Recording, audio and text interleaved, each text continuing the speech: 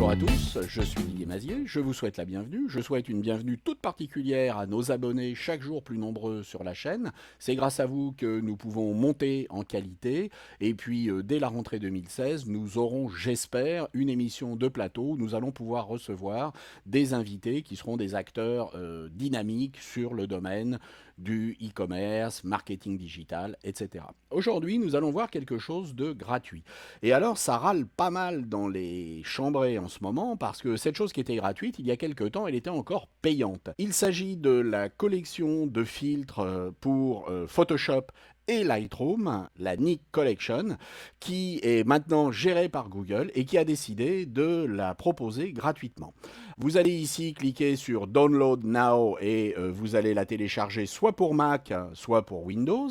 Une fois qu'elle sera téléchargée, vous aurez un installeur et vous pourrez l'installer et éventuellement, si vous souhaitez, la désinstaller. Attention, avec ce téléchargement, il est assez lourd, il fait plus de 500 mégas et donc en fonction de votre vitesse de connexion, il risque de prendre pas mal de temps. Une fois téléchargé, nous allons voir comment fonctionnent ces différents filtres qui sont des filtres hautement professionnels.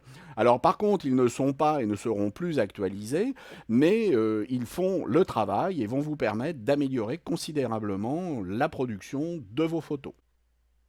Nous n'allons pas faire une formation sur les filtres de la collection Nik, mais nous allons voir rapidement comment ça fonctionne. Dans Lightroom, par exemple, vous allez faire un clic droit sur la photo et vous allez faire modifier dans. Et là, vous allez avoir l'accès à tous les filtres de la collection. Prenons ici un filtre qui est intéressant parce qu'il transforme les photos en noir et blanc. Une fois que vous aurez cliqué ici, on va vous demander si vous voulez modifier une copie. Eh bien, nous allons modifier une copie. Le fichier va être préparé, une copie du fichier va être faite et l'application externe Nik va s'ouvrir de manière à vous donner accès au plugin.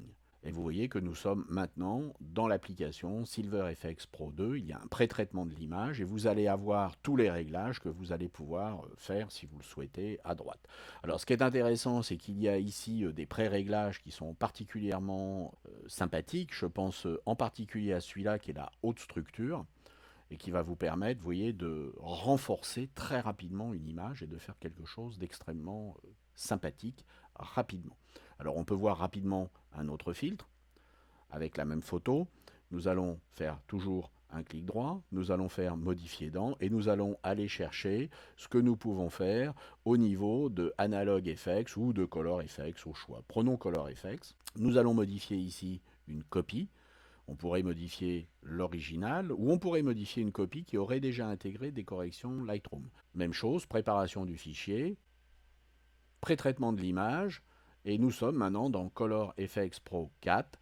Alors on peut très bien aller sur des conversions noir et blanc, mais on peut aussi aller sur toutes sortes de process qui sont préétablis, voire régler nos process individuellement. Comme toujours, Google nous propose une aide extrêmement bien documentée.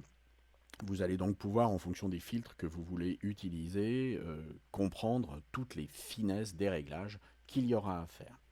Voilà, c'est tout pour aujourd'hui, mais c'est déjà pas mal. Nous avons maintenant une série de filtres très professionnels que nous allons pouvoir utiliser gratuitement avec Photoshop et Lightroom, également avec Bridge. Et je pense que cela va vous intéresser. Je vous dis à tous, à très bientôt. Au revoir.